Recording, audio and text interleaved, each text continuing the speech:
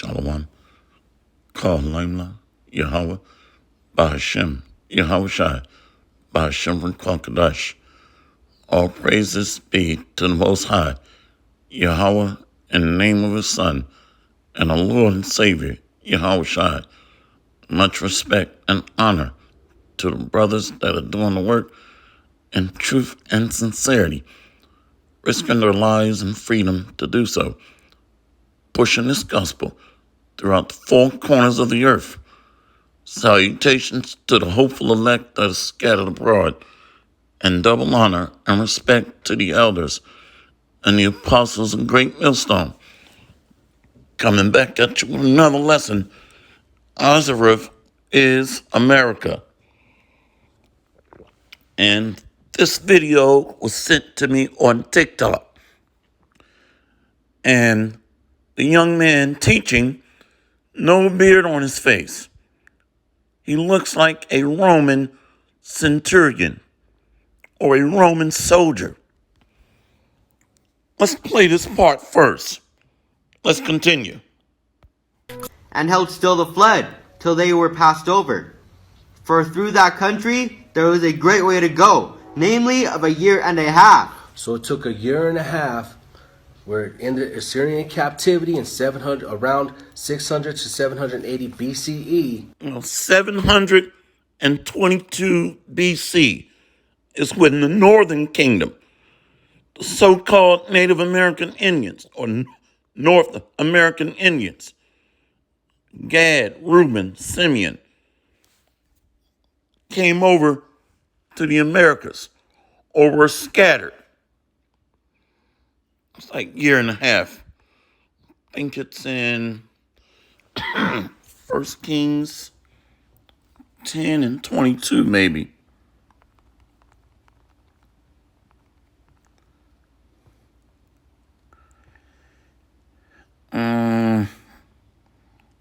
Let's just go to it. One moment.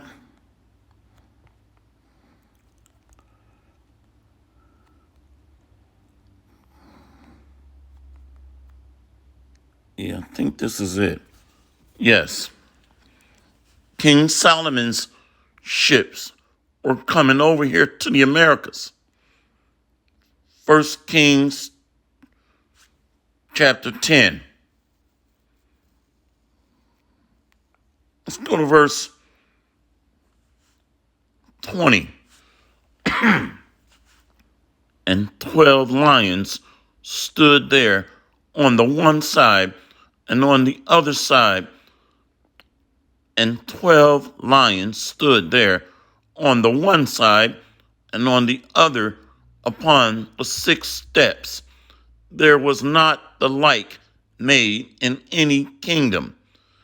And all King Solomon's drinking vessels were of gold, and all the vessels of the house of the forest of Lebanon were of pure gold. None were of silver. It was nothing accounted of in the days of Solomon. So King Solomon, if he was on the earth today, would exceed the wealth of the Rothschilds, over $700 trillion. He would exceed that in today's time. Triple fold. So during King Solomon's time, around 950 BC, ships were coming over to Arsareth. It was called the New World. Let's go to verse 22. For the king had at sea a navy of Tarshish with the navy of Hiram. Once in 3 years came the navy of Tarshish, bringing gold and silver, ivory and apes and peacocks. Now, when you go into that word peacocks, it's turkeys. So it took 1.5 years one way, 3 years for the entire trip. So that's what he's talking about. For the king had at sea a navy of Tarshish with the navy of Hiram. Once in 3 years came the navy of Tarshish, bringing gold and silver, ivory and apes and peacocks. So King Solomon exceeded all the kings of the earth for riches and for wisdom. Being a book called Christopher Columbus by K. Serlings. and held still the flood till they were passed over. For through that country there was a great way to go, namely of a year and a half. So it took a year and a half. We're in the Assyrian captivity in around 600 to 780 BCE. And we came over here in sailboats, and it took us a year and a half to sail from that eastern hemisphere over there by Assyria to the bottom of South America. And we came over here in sailboats, and it took us a year and a half to sail from that eastern hemisphere over there by Assyria. Boats. The claims that the 3 Jews that traveled with Columbus was to help him interpret the language of the so-called Native Americans was just more conjecture and lies to help. No, you're wrong. The receipts and the evidence is clear that Christopher Columbus took somewhere between 3 and 5 Hebrew interpreters over to the Americas. So you are wrong. That's written in his memoirs as well. Boats. The claims that the 3 Jews that traveled with Columbus was to help him interpret the language of the so-called Native Americans was just more conjecture and lies to help establish a link between the natives and the Israelites. Remember, Columbus thought he was sailing to India, not America, and this is why he called them Indians. It was just Not true. Because he admitted that he was following what Arsareth had written. This man knew the route coming over to the Americas. That knowledge was passed down over the ages from King Solomon's time when these Hamites were working underneath him. Because they were traveling back and forth to the Americas and back to the Holy Land. Let's go here. What does Arsareth mean? I'm willing to bet you that Babyface did not look up the meaning of the word Arsareth. Negroes don't read, neither do they study. Look at this. Arsareth literally means another land in Hebrew. Now let's just stop right here. Watch this. This is how easy it is to destroy a Negro that don't study. Arsareth means another land. Watch this. Or to Deuteronomy 29 and 28. And the Lord rooted them out of their land in anger and in wrath and in great indignation and cast them into another land, as it is this day. So what is this Negro talking about? Boats. The claims that the 3 Jews that traveled with Columbus was to help him interpret the language of the so-called Native Americans was just more conjecture and lies to help establish a link. Babyface, no beard, many of these men were raised by single-parent Eves. They're very emotional and effeminate, and they don't study. Deuteronomy 29, verse 27. And the anger of the Lord was kindled against this land to bring upon it all the curses that are written in this book. So the Native American Indians fit these curses, where their cattle, the North American buffalo, was slaughtered. Their land was taken, and they were pushed onto reservations. The Puerto Ricans, the Dominicans, the Haitians, the Jamaicans, and the Lord rooted them out of their land in anger and in wrath and in great indignation, and cast them into another land as it is this day. Let's look at that term, another land.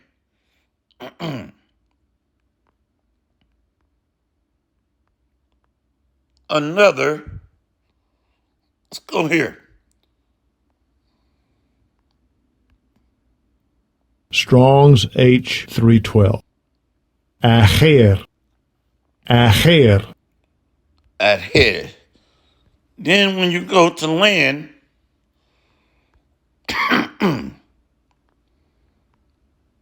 you get Arsareth. Let's go here. Land. Strong's H 776. Eretz. Eretz. Arsareth. Another land. Deuteronomy 29, verse 29. The secret things belong unto the Lord our God, but those things which are revealed belong unto us and to our children. Excuse me. Deuteronomy 29, verse 29. The secret things belong unto the Lord our God, but those things which are revealed belong unto us and to our children forever, that we may do all the words of this law. So the key point is Arsareth literally means another land. And when you read 2nd Ezra chapter 13, it says where never mankind dwelt. So it couldn't have been the Holy Land where our ancestors dwelt, neither Africa or the so-called Middle East today, neither Babylon, because we knew those lands. Come on, man. See, right here. 2nd Ezra 13, verse 40. Those are the 10 tribes which were carried away prisoner out of their own land in the time of Hosea the king, whom Salmanasseh, the king of Assyria, led away captive, and he carried them over the waters, and so came they into another land. That's Deuteronomy 29 and 28. It's not that hard, but Negroes don't study. See, we got to keep reading. But they took this counsel among themselves that they would leave the multitude of the heathen and go forth into a further country where never mankind dwelt. So we knew Babylon. We knew the so-called Middle East, Egypt, Africa. And it didn't take us a year and a half to go one way to Africa. But coming over to the Americas, it did, which was a 3-year total trip, round trip. Now, there's a secondary meaning of Arsareth, which is, it means those set apart or another land. So this is really a secondary definition, set apart. Let's go back here. See? So the scholars know this. They show you. Let's go up. This is not showing the journey going to the Americas. So we're going to go up. So with this passage, let's go up. Yeah, that's all of Second Esdras. Get to the key point. Just read this here. So with this passage, we no longer really have to guess what happened to them. It flat out says that the 10 tribes went to Arsareth and will remain there until the end times. So we know that's America. See, here's another clue right here. And I went and read this. It took them a year and a half one way. See, given these clues, it comes down to the Americas. Because King Solomon's ships had a year and a half one way and a year and a half to return back. And this is not hard.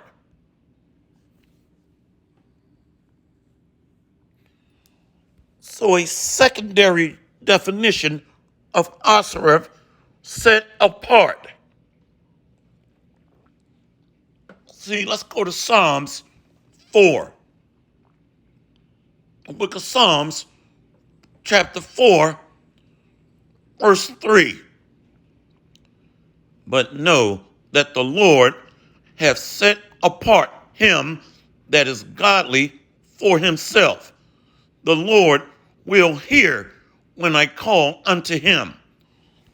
Who is set unto himself? Let's go to Deuteronomy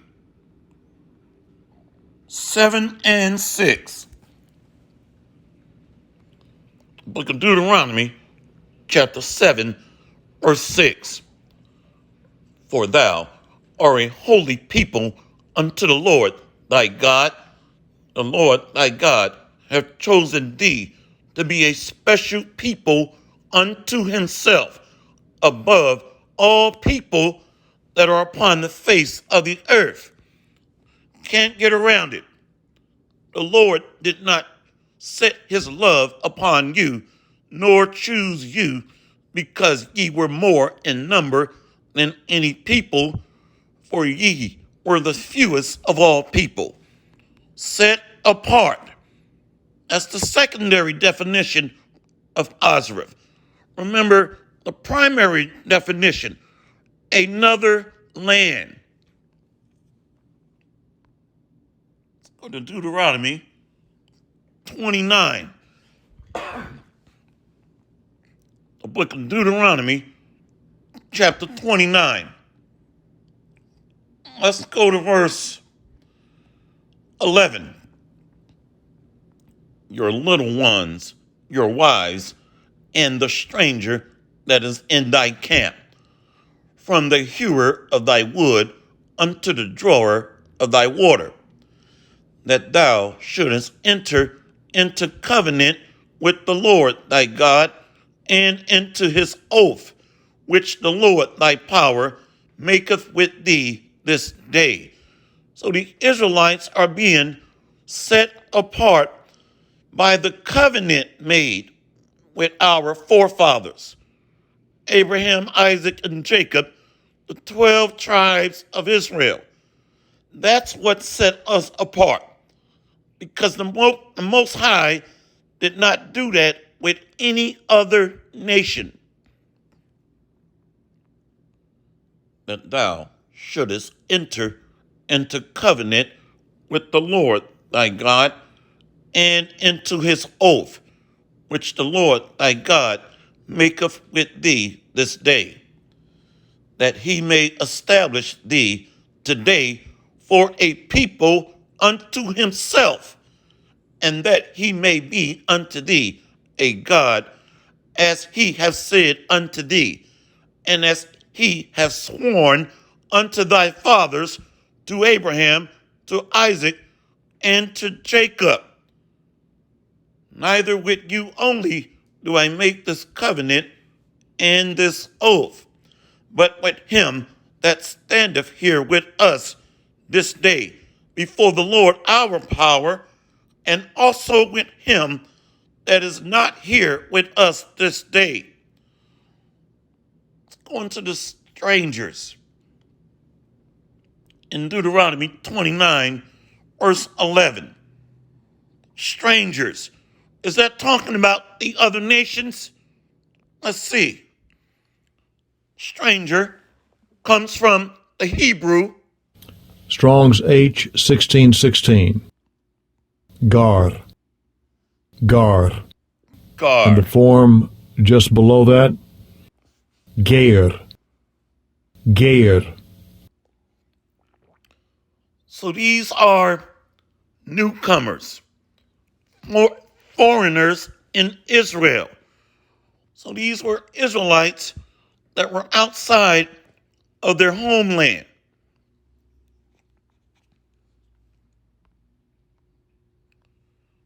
See, a temporary inhabitant, newcomer, lacking inherited rights.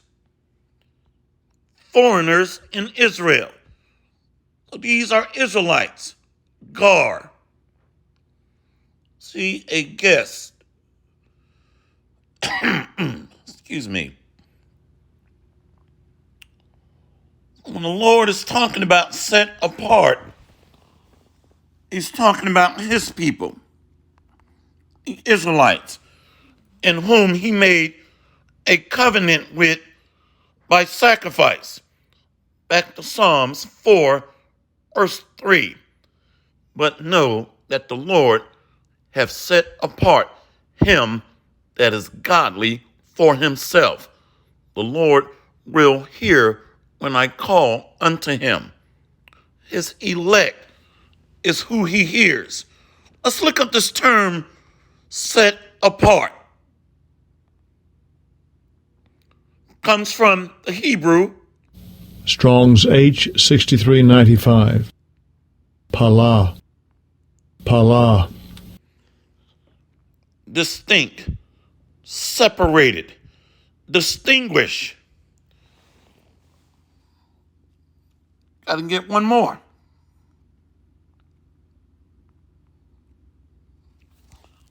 Leviticus 26.